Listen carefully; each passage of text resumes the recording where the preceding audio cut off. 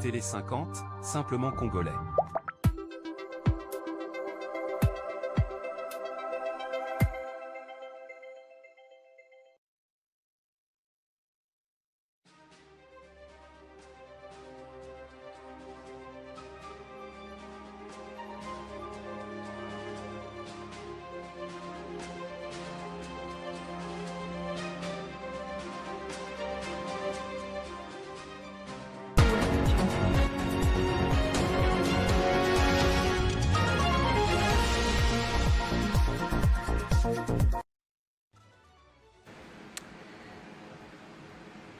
À la une de cette édition du journal, c'est presque une affaire d'État désormais. Le meurtre ignoble de l'homme d'affaires Amissi Vali en raison des éléments qu'il suscite.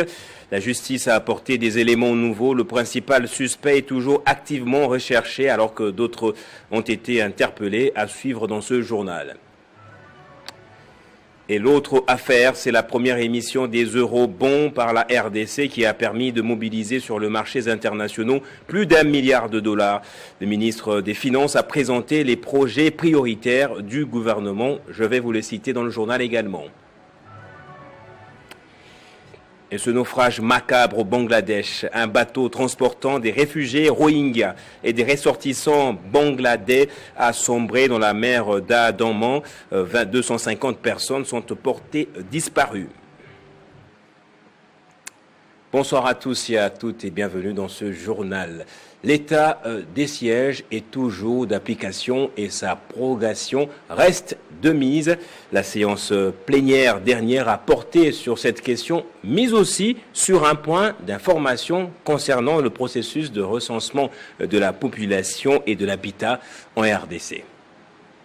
Concernant le premier point examiné, le ministre d'État en charge de la justice et garde de Sceaux a présenté à la plénière l'économie de ce projet de loi qui consacre la prorogation de l'état de siège en Ituri et au Nord Kivu.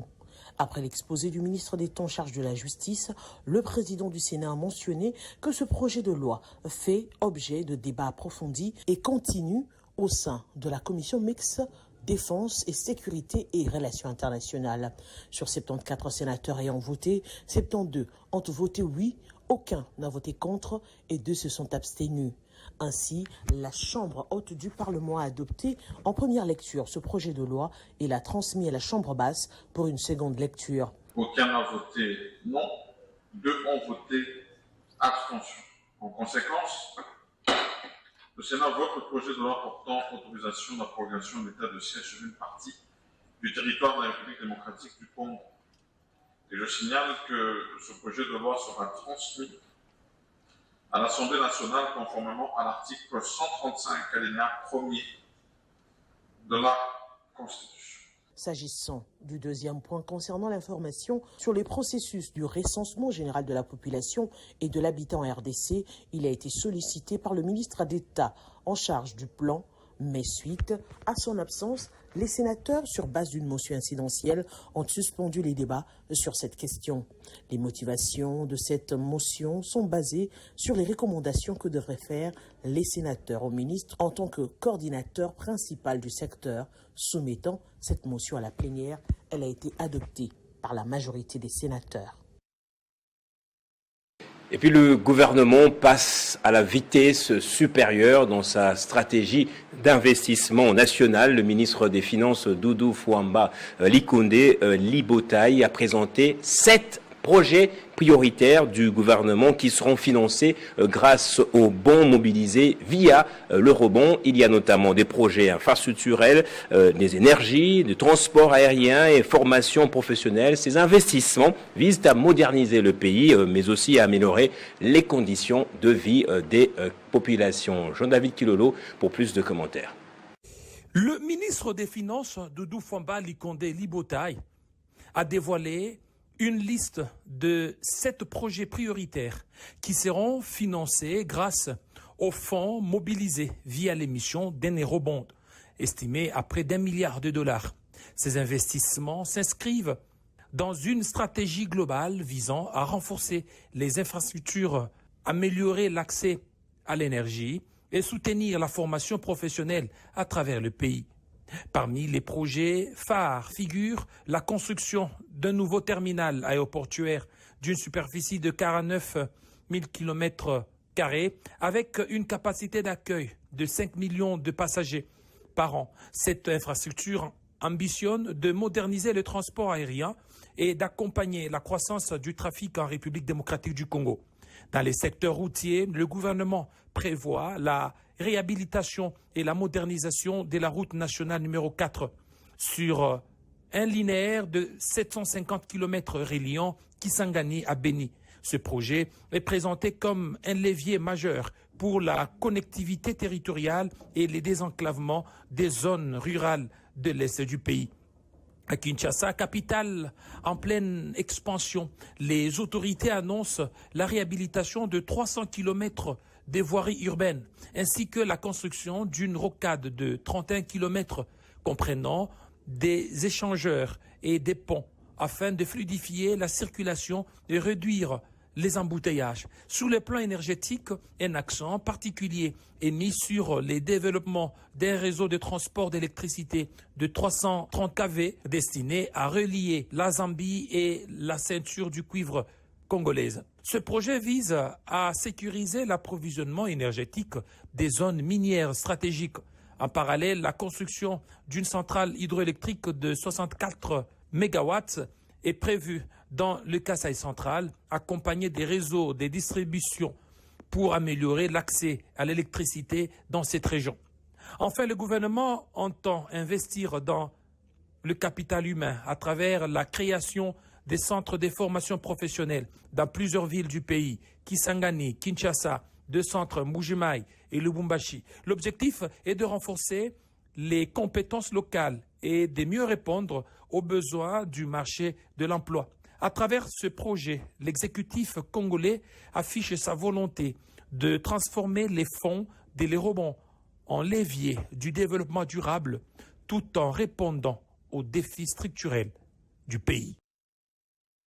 Et puis je le disais, en justice, le crime qui n'est pas encore qualifié d'assassinat d'Amissi Vali continue d'occuper l'actualité. Dans un communiqué publié lundi, le ministre de la Justice, Guillaume Gueffa, assure que toute la lumière sera faite sur le crime.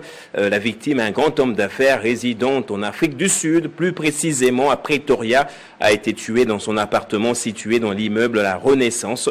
Les autorités judiciaires ont donc ouvert une enquête. Et autre sujet d'actualité également, ce démenti, un faux communiqué attribué au ministère de l'Emploi circule sur les réseaux sociaux depuis le début de la semaine, évoquant l'autorisation pour les élèves de se présenter à l'école avec toute forme de coiffure. Il s'agit en réalité d'un canular selon un communiqué officiel publié ce mardi donc par le cabinet du ministre, précisant qu'une telle décision relève plutôt du ministère de l'Éducation nationale et Initiation à la nouvelle citoyenneté. Le ministère décourage le partage de cette fausse information et affirme que les auteurs s'exposent à des graves sanctions. Et en politique à présent, dans les activités des partis politiques à l'Assemblée nationale, précisément, 2 députés du regroupement politique AFDC-A ont retiré leur signature apposée sur la motion de défiance contre le ministre de l'Intérieur, Jacquemain Chabani. Ce retrait intervient sur demande du président statutaire de l'AFDC-A, Modeste Bahati, qui désapprouve cette démarche visant un membre de l'Union sacrée de la nation, a-t-il dit. Détail dans ce commentaire. Dans ce communiqué de presse, le regroupement politique Alliance des forces démocratiques du Congo et allié, par la voix de son président national statutaire et autorité morale, se dit surpris d'apprendre que 2 de ses députés nationaux, notamment les honorables Tizungu Tamboba et Placide Wenda, élus sous le label AFDCA, ont apposé leur signature sur la motion de défiance initiée au sein de l'Assemblée nationale par les députés nationaux Ladi Yangotikala contre le vice-premier ministre, ministre de l'Intérieur, Sécurité, Décentralisation et Affaires coutumières, Maître Jacquemain Chabani. En sa qualité de président national et autorité morale de la FDCA, qui est membre de l'Union sacrée de la Nation, le professeur Modeste Bahati Lukwebo désapprouve cette démarche prise de façon isolée et qui viole les statuts et le règlement intérieur du regroupement politique AFDCA. Sans préjudice de la liberté constitutionnelle dont jouissent les élus dans l'exercice de leur mandat, les regroupements politiques AFDCA rappellent toutefois que ceux-ci demeurent tenus au respect des statuts et du règlement intérieur qui fondent leur engagement politique. Conformément aux textes fondamentaux régissant l'AFDCA, le président national statutaire et autorité morale de ces regroupements politiques a demandé aux deux élus de retirer leur signature sur cette motion visant un membre de l'Union sacrée de la Nation. Nous sommes disposés pour demeurer et ranger derrière le chef de l'État. Nous sommes disposés pour nous battre pour la paix, pour la sécurité, la stabilité des institutions et surtout garder notre loyauté non seulement envers le chef de l'État, qui est la haute autorité de référence de l'Union sacrée, mais aussi notre loyauté envers notre autorité morale, notre président national statutaire, que j'appelle artisan de paix. Et au regard de ce manquement, la commission de discipline du parti AFDC a été invitée à se saisir de ce dossier. Et puis, autre opposition à la motion de défiance initiée plutôt contre le ministre de l'Intérieur par le député national Ladi Yango Tikala, c'est celle des acteurs de la société civile du Nord Kivu. Ces derniers, dans un mémorandum, demandent au chef de l'État de prendre de mesures urgentes pour stopper ce qu'ils qualifient de tentative de déstabilisation des institutions. Pour eux, l'urgence est ailleurs. Placide Nzilamba est le secrétaire exécutif technique de cette organisation. Acteurs de la société civile du Nord Kivu, appelons son Excellence Monsieur le Président de la République à prendre des mesures urgentes pour stopper la déstabilisation programmée des institutions de la République et leurs animateurs en se servant de certains députés nationaux.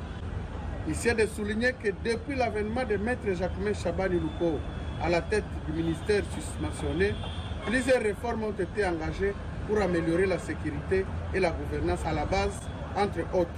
Création, organisation et fonctionnement des comités provinciaux et locaux de sécurité, la loi portant programmation de la réforme de la police nationale congolaise, le projet pilote de construction de 240 commissariats de la police nationale congolaise à Kinshasa, déstabiliser le vice-premier ministre, ministre de l'Intérieur, Sécurité, Décentralisation et Affaires coutumières, c'est freiner ses efforts louables de renforcement des capacités techniques et opérationnels des services de sécurité et de la gouvernance locale. Pour la préservation de la paix, la cohésion nationale, demandons ce qui suit. À son Excellence, Monsieur le Président de la République, de veiller sur la stabilité des institutions et leurs animateurs, et spécialement le vice-premier ministre, ministre de l'Intérieur, Sécurité, Décentralisation et Affaires coutumières. Au Président de l'Assemblée nationale de veiller pour que l'ennemi de notre pays ne passe pas par les députés nationaux pour déstabiliser les animateurs clés de l'exécutif et de rappeler les députés nationaux à bien réfléchir sur les actions à mener pendant cette période dure de la guerre. Le gouverneur du Haut-Lomami, Marmon Banza Mounoumé, était sur le terrain pour remettre de l'ordre. Il a inspecté le site de la Régie des eaux spolié par des tiers.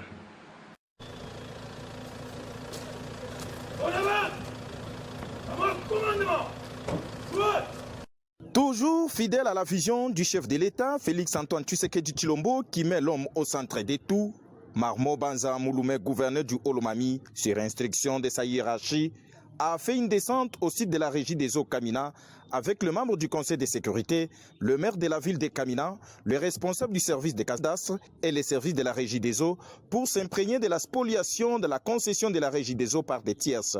C'est vrai, a dit la délégation, les irrégularités sur ces sites sont signalées ça et là par les services attitrés. Car la Régie des eaux veut voir ceux qui ont construit dans sa concession de quitter sans délai. Mais le gouverneur Banza Mouloumé Marmon devant la presse promet de faire rapport à sa hiérarchie pour disposition. Les conseillers municipaux de la ville de Kamina ont eu un tête-à-tête avec le gouverneur du Olomami, Banza Mouloumé, pour les civilités et aussi présenter les difficultés auxquelles ils éprouvent dans l'exercice de leurs fonctions. Le chef de l'exécutif provincial les a rassurés son accompagnement sans faille afin de rendre comme il faut un service digne à la population. Quelques minutes après, l'autorité du Olomami a reçu en audience la délégation de la DGDA basée à Kamina. Cette dernière est venue présenter les civilités et donner leur mode du travail. Ici, l'autorité du Olomami a salué cette direction dans sa province et a promis son accompagnement dans l'exercice de leurs fonctions dans son entité. Et dans la province du Lualaba, la province est déjà dans l'attente du congrès du parti FIDEC prévu dans un avenir proche. Le gouverneur Fifi Masuka a accueilli une forte délégation conduite par son représentant au présidium de l'Union Sacrée, le questeur adjoint du Sénat, Omana Bitika Pascal. Kolwezi, 14 avril 2026. Le tarmac de l'aéroport international s'anime au rythme de l'actualité politique. Sous un doux soleil, l'Airbus de la compagnie CAA vient d'immobiliser ses moteurs transportant sur bord les forces vives du Front des indépendants pour la démocratie chrétienne, FIDEC. À la tête de cette importante délégation de hauts cadres, le sénateur Pascal Omanda Bitika. Le questeur adjoint du Sénat effectue les déplacements en terre lualabaise pour prendre part au très attendu congrès extraordinaire de son parti. L'accueil est à la mesure de l'événement. C'est l'autorité morale elle-même, Marie-Thérèse Fifi Masuka Saini, gouverneur du Lualaba, qui s'est déplacée en personne pour honorer ses hôtes. À l'extérieur, l'ambiance est de grand jour. Une marée humaine, composée de militants et sympathisants, s'est mobilisée en masse pour réserver un accueil chaleureux aux congressistes. Un déploiement des forces qui témoigne de la vitalité du parti cher à la gouverneure, alors que s'ouvrent des assises cruciales pour l'avenir de cette formation politique. Et puis un conflit persistant autour de l'exploitation des minerais a éclaté ce mardi entre creuseurs artisanaux et l'entreprise TFM.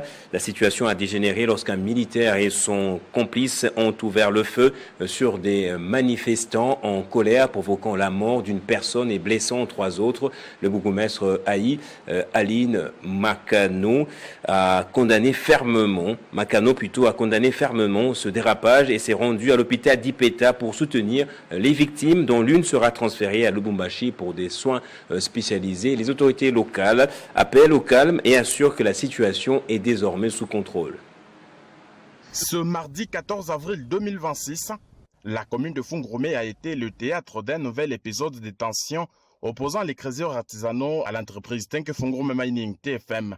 Le conflit persistant depuis plusieurs mois autour de l'exploitation de minerais a pris une tournure dramatique. Les services de sécurité ont réussi à mettre la main et présenter au bourgmestre AI l'honorable Aline Makano 2 militaires ayant tiré sur les manifestants en colère alors qu'ils revendiquaient la mort de l'un de leurs membres tués dans la concession des TFM. Des tirs qui ont coûté la vie à un autre creuseur, cette fois-ci en dehors du site de l'entreprise Tenke Fungurumé Mining TFM. L'autorité communale a condamné fermement ce qu'elle qualifie d'amateurisme et dérapage de ces hommes en uniforme.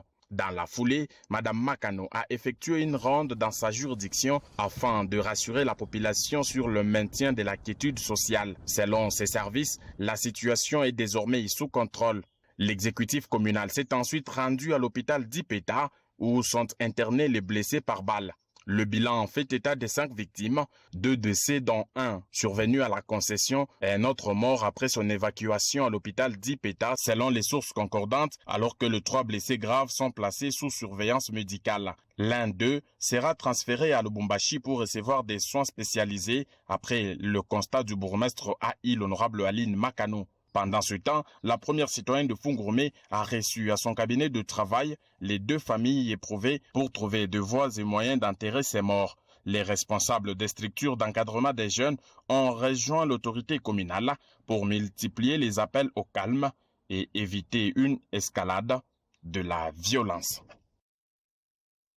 Et les projets Star et RDC s'exécutent bien tant au Kwango qu'au Maïndombe. La coordination en mission sur place a procédé à l'installation du comité consultatif provincial du Maïndombe. Ce comité est chargé du suivi des projets prioritaires identifiés par les communautés.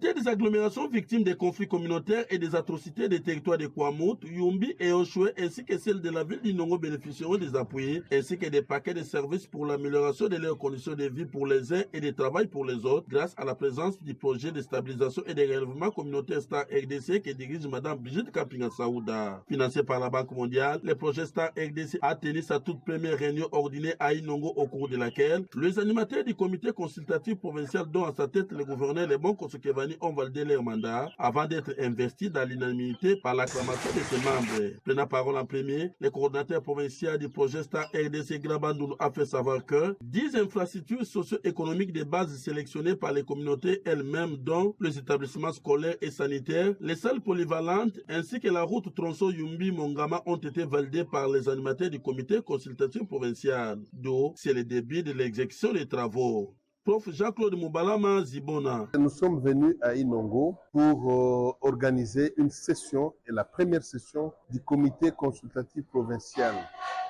avec comme ordre du jour, premièrement, la mise en place du comité consultatif provincial et deuxièmement, la validation des infrastructures socio-économiques de base. Le gouverneur de la province de Maïndombe, Lebon Kosokevani, a pour sa part salué la venue de ces projets qui vient soulager ses administrés en détresse avant d'inviter les membres du comité consultatif provincial à travailler conformément aux directives du projet afin d'amener ces processus à bon port. Chers membres du comité consultatif provincial, nous venons d'être installés de manière officielle et solennelle aujourd'hui. Il s'y est dépêché que cette séance était riche en couleurs en échange après les exposés de certains experts du projet Star RDC démontrant comment ce projet est arrivé à ces résultats combien louables pour le bien-être des populations autochtones de la province de Maïndombe.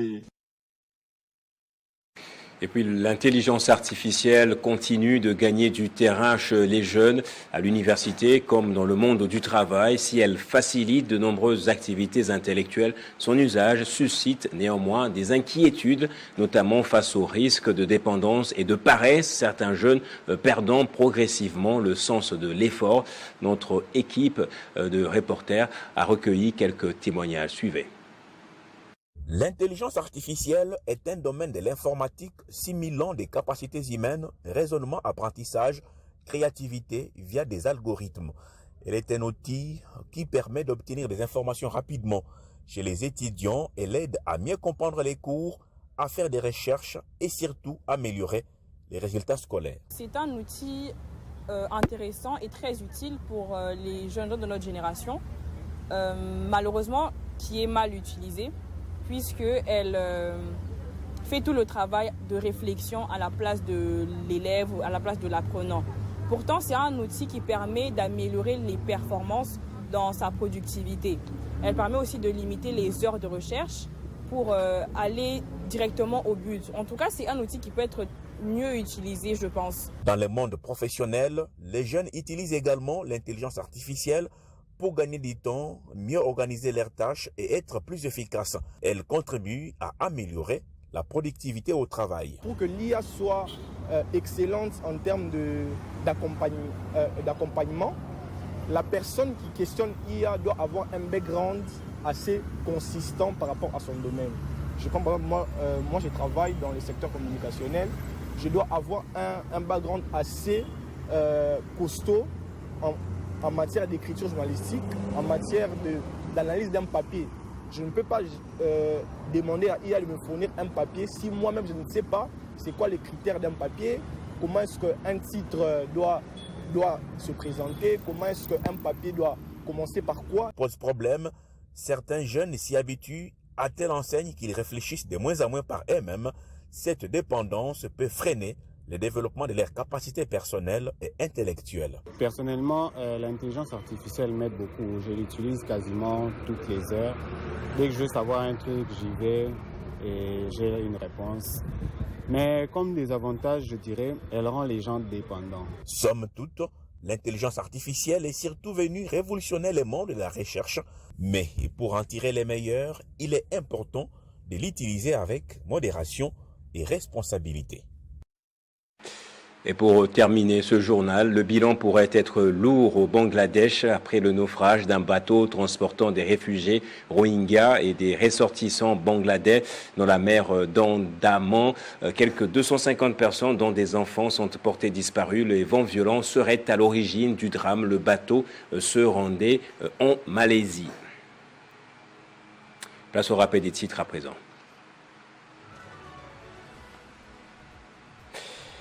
C'est presque une affaire d'État désormais, le meurtre ignoble de l'homme d'affaires Amissi Vali en raison des émois qu'il suscite au sein de l'opinion nationale. La justice a apporté des éléments nouveaux. Le principal suspect est toujours activement recherché alors que d'autres ont été interpellés. Et l'autre affaire sur la première émission des eurobonds par la RDC qui a permis de mobiliser sur les marchés internationaux plus d'1 milliard de dollars. Le ministre des Finances a présenté les 7 projets prioritaires du gouvernement, notamment sur les infrastructures routières, l'énergie ainsi que le transport aérien. Et ce naufrage macabre au Bangladesh, un bateau transportant des réfugiés Rohingyas et des ressortissants bangladais a sombré dans la mer d'Andaman. 250 personnes sont portées disparues. Et c'est par ici que va se refermer ce journal, vous l'avez compris, madame, messieurs. Merci à vous tous donc pour votre attention. L'actualité continue sur Télé 50, votre chaîne.